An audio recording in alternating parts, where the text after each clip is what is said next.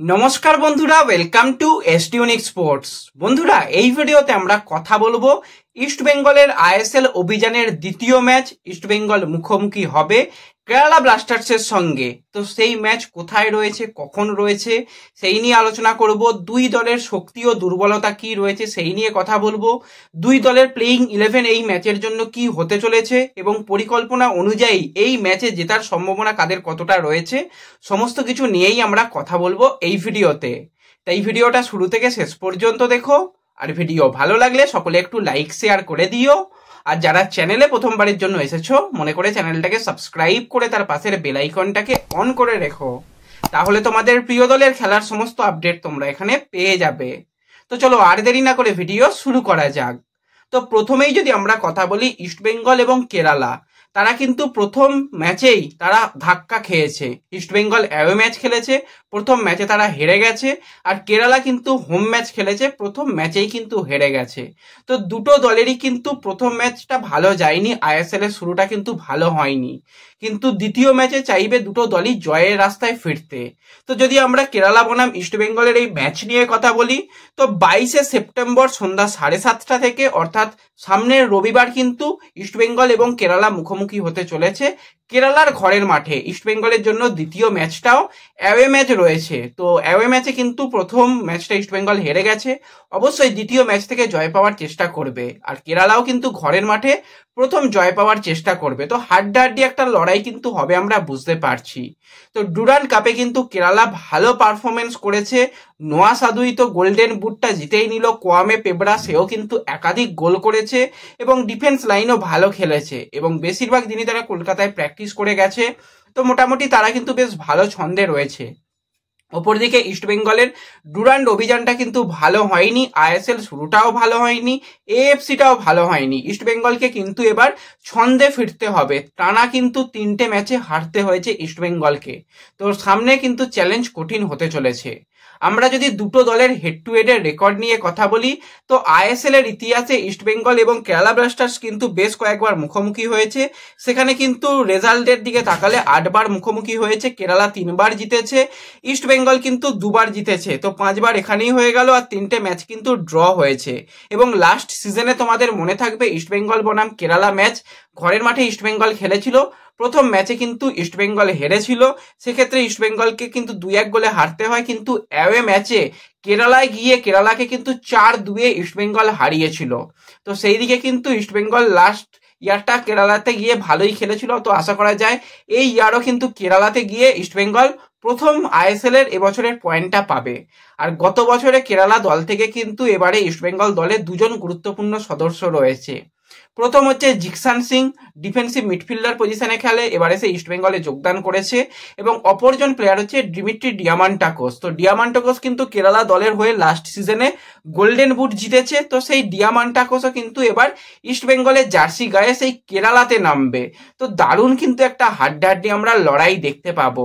আমরা যদি দুটো দলের একটুখানি ডিফেন্স নিয়ে কথা বলি, ইস্ট বেঙ্গলের ডিফেন্স আছে বলে তো কিছু আমার মনে হয় না, কারণ ডিফেন্সের যা অবস্থা, জঘন্য ডিফেন্স। মাঝমাঠ কিন্তু ইস্ট বেঙ্গলের বেশ শক্তিশালী, আক্রমণ ভাগে একাধিক অপশন রয়েছে এবং প্রত্যেকজন কোয়ালিটি প্লেয়ার রয়েছে। তো ইস্ট বেঙ্গলের কিন্তু মাঝমাঠ এবং আক্রমণ খুবই ভালো রয়েছে। কেরালা দল নিয়ে কথা বললেও কেরালা দলের কিন্তু ডিফেন্স ভালো ডিফেন্স, কিন্তু ডিফেন্সে অপশন থাকলেও খুব একটা ভরসা কোনো বছরই কেরালা ডিফেন্সে দিতে পারে না। মাঝমাঠ কিন্তু নতুন একদম মাঝমাঠ, সেখানে তাদের মাঝমাঠ নতুন করে তৈরি হয়েছে। আক্রমণ ভাগটা কিন্তু কেরালার যথেষ্ট ভালো, সেখানে কিন্তু বেশ কিছু ভালো ভালো বিদেশি প্লেয়ার রয়েছে। 4জন বিদেশি প্লেয়ার আক্রমণ ভাগে, লুনা রয়েছে, কোয়ামে পেবরা রয়েছে, তাছাড়া যদি নোয়া সাদুই রয়েছে, আরো একজন তাদের বিদেশি স্ট্রাইকার রয়েছে। তো তাদের আক্রমণ ভাগ খুবই ভালো। তো সেক্ষেত্রে দুটো দলই কিন্তু কিছুটা হলেও স্ট্রাগল করে তাদের ডিফেন্সকে নিয়ে। আমরা যদি কেরালা দলের বেস্ট প্লেইং 11 আমরা কথা বলি, দ্বিতীয় ম্যাচে তারা কি নামাতে চলেছে, সেখানে কিন্তু গোলকিপার পজিশনে অবশ্যই সচিন সুরেশ শুরু করবে। ডিফেন্স লাইনে কিন্তু আমরা দেখতে পাবো হার্মিপাম রুইফার সঙ্গে মিলোস ড্রিনচিচ, কারণ সাইড ব্যাকে প্রীতম কোটালকে হয়তো দেওয়া হতে পারে, কারণ প্রথম ম্যাচে কিন্তু কেরালা সাইড ব্যাক যথেষ্ট পরিমাণে ভোগান্তি হয়েছিল। তো প্রীতমকে সাইড ব্যাকে আর অপরদিকে সন্দীপ সিংকে সাইড ব্যাকে আমরা দেখতে পাবো। মাঝমাঠ প্লেয়ার হিসেবে কিন্তু ফেডির সঙ্গে কফিকে দেখতে পাবো, কিছুটা অ্যাটাকিং রোলের নোয়া সাদু ভাদুই, উইং পজিশনে মোহাম্মদ আইম্যান, অপরদিকে রাহুল কেপি, আর আপফ্রন্টে কিন্তু কোয়ামে পেব্রাকে দিয়েই শুরু করবে। হাতে কিন্তু একাধিক অপশন রয়েছে, আইভান বাট অলিং এর মতন প্লেয়ার সে কিন্তু বেঞ্চে রয়েছে, আইম্যান শুরু করলেও আজাহার সে বেঞ্চে থাকছে, প্রচুর হাতে অপশন রয়েছে, তারা কিন্তু পরবর্তী সময় নামবে এবং তারাও কিন্তু চাইবে এই ম্যাচটা ভালো খেলতে। আর ইস্টবেঙ্গলে যদি আমরা এই ম্যাচের জন্য বেস্ট প্লেইং 11 নিয়ে কথা বলি, কারণ সেখানে লালচং নুঙ্গা নেই, সেখানে ডিফেন্সের অবস্থা আরো খারাপ, তো সেক্ষেত্রে ইস্টবেঙ্গলের গোলের তলায় কিন্তু প্রভসোগান সিং গিল শুরু করবে, যে কিন্তু একটা সময় কেরালার হয়ে গোল্ডেন গ্লাভসও জিতেছিল। ডিফেন্স লাইনে কিন্তু গুরসিমরাতের সঙ্গে আমরা হেক্টর ইউজ থেকেই দেখতে পাবো, কারণ জোড়া বিদেশিকে খেলানোটা খুব একটা ভালো সিদ্ধান্ত হবে না। সাইড ব্যাকে মার্ক জোথানপুইয়ার সঙ্গে সৌভিক চক্রবর্তীকে কিন্তু সাইড ব্যাকে দেখা যেতে পারে। মাঝমাঠ প্লেয়ার হিসেবে জিকসান সিং, তার উপরে কিন্তু সাউল ক্রেসপো এবং মাধি তালালকে একসাথে খেলালে আক্রমণে তবে কিন্তু বৈচিত্র্য আনতে পারবে। এবং দুদিকে উইঙ্গার পজিশনে একদিকে ভিষ্ণু, অপরদিকে মহেশকে রেখে আপফ্রন্টে ডিমি, কিছুটা 4-1-4-1 এই ফরমেশনে কিন্তু ইস্টবেঙ্গল তাদের দলকে খেলাতে পারে। এবার আনোয়ার যদি খেলে, তার খেলার সম্ভাবনা হাই চান্স রয়েছে, সেক্ষেত্রে গুরসিমরাতের জায়গায় আনোয়ার এবং হেক্টরকে আমরা দেখতে পেতে পারি। রাকিব যদি সুস্থ থাকে তো সৌভিক চক্রবর্তীর জায়গায় রাকিব আসতে পারে। আর অপরদিকে মার্ক জো, তাকে কিন্তু অবশ্যই আরেকটা সাইড ব্যাকের দরকার, তা না হলে কিন্তু ডিফেন্সের অবস্থা আরো খারাপ হবে। তো যদি আমরা দুটো দলের ইকুয়াল ব্যালেন্স করে দেখি, তো সেক্ষেত্রে কিন্তু অন পেপার ইস্টবেঙ্গলের অ্যাটাকিং লাইন ভালো রয়েছে, কিন্তু মাঠে পারফরমেন্স করতে হবে। লাস্ট ম্যাচে ইস্টবেঙ্গল গোল করতে পারেনি, তো সেই জায়গায় ইস্টবেঙ্গলকে গোল করতে হবে। গোল করলে কিন্তু অনেকটাই ভালো হবে, কারণ ডিফেন্সের অবস্থা যা, ডিফেন্স গোল হজম করবে, তো গোল করে ম্যাচ জিততে হবে।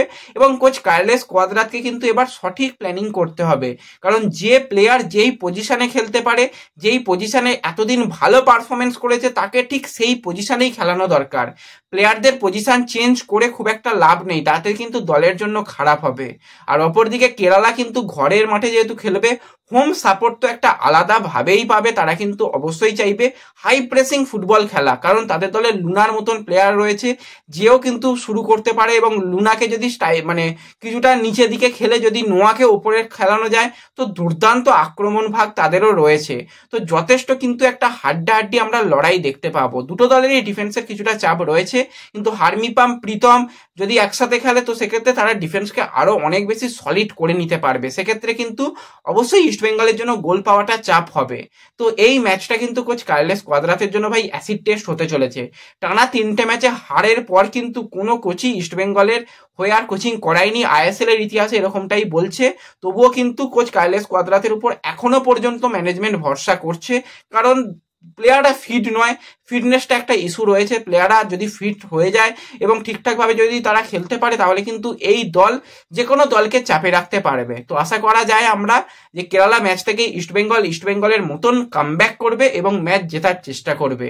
তো তোমাদের অন পেপার কোন দলকে বেশি শক্তিশালী মনে হচ্ছে কমেন্টে জানিও, আর ভিডিও ভালো লাগলে লাইক শেয়ার করে দিও। তো দেখা হবে পরবর্তী ভিডিওতে, ধন্যবাদ।